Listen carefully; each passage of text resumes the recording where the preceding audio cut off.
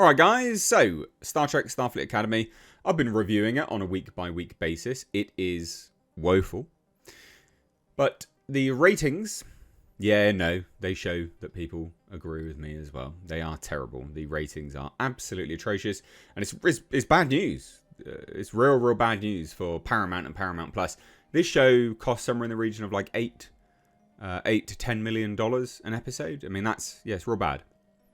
It's real bad that you've got a massively high budget and you're just cratering in the ratings, absolutely tanking.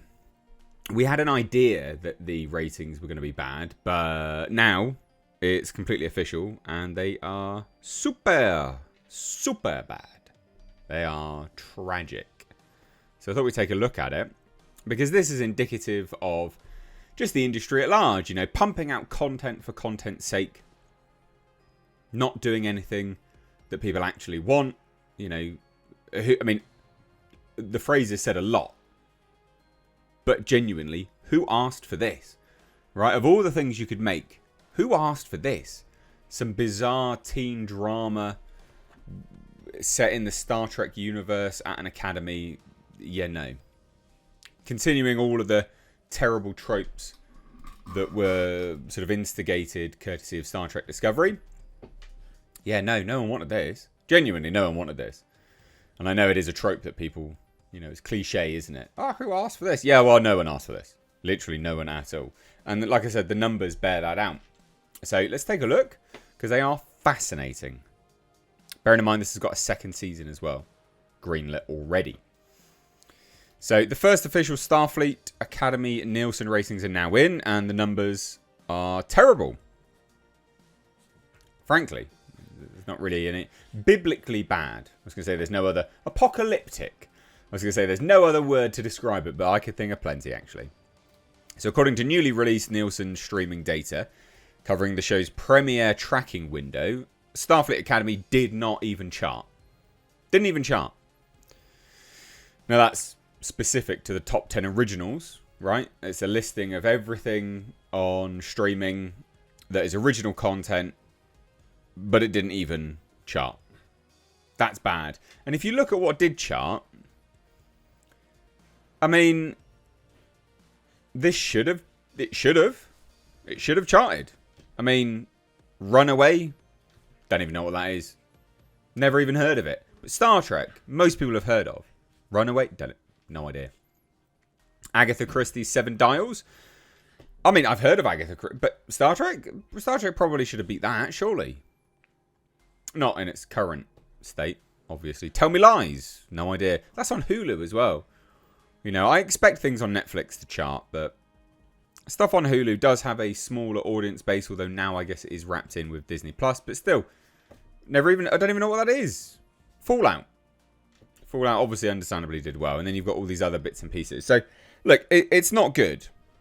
It's not good, especially when you've got hour-long episodes. Because when you've got hour-long episodes, the minutes accrued, which is how they calculate, you know, whether the viewership totals, right? It's million minutes per watch. You have a higher percentage chance of charting because it's an hour-long episode. But no, they couldn't even do that. So this wasn't a single episode launch, quietly testing the waters. Paramount rolled out Starfleet Academy with a 2-episode premise. That's even worse. I forgot that they did 2 episodes. I'm trying to put this thing out of my brain. A strategy specifically designed to inflate total minutes viewed. And they are that's 2 hours. It's 120 minutes. I mean, yeah. Yeah, the fact that you couldn't chart is pretty bad. That's what Disney does. You'll note Disney will always release like a Marvel show or a Star Wars show with a combined episodes. And they do that so that they can pop up onto the charts and be like, well, we charted, blah, blah, blah. That's why. It's just to rack up more minutes watched. Pretty bad, to be honest.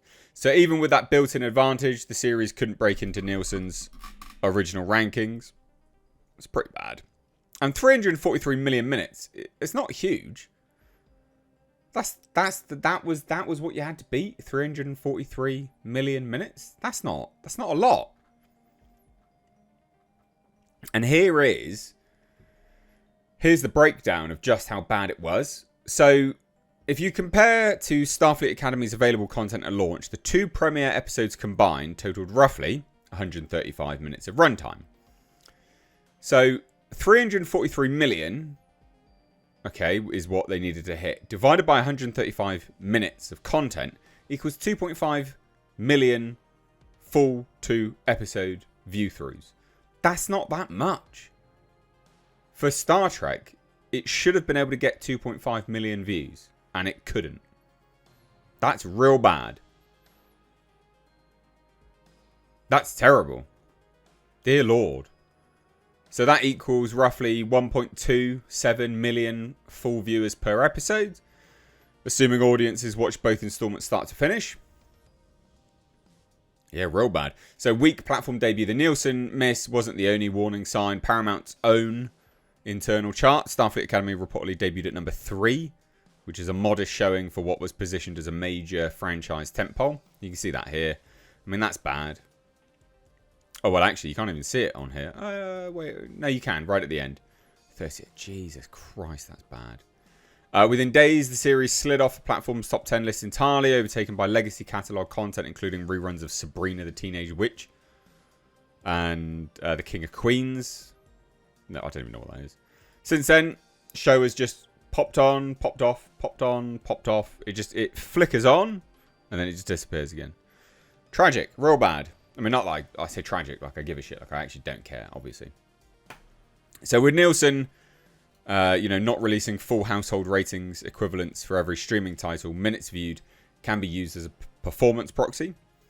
So given the failure to reach 343 million minute chart floor, even with 2 episodes contributing to the total, the premiere week audience footprint appears modest at best. I mean, it's terrible. It's apocalyptic.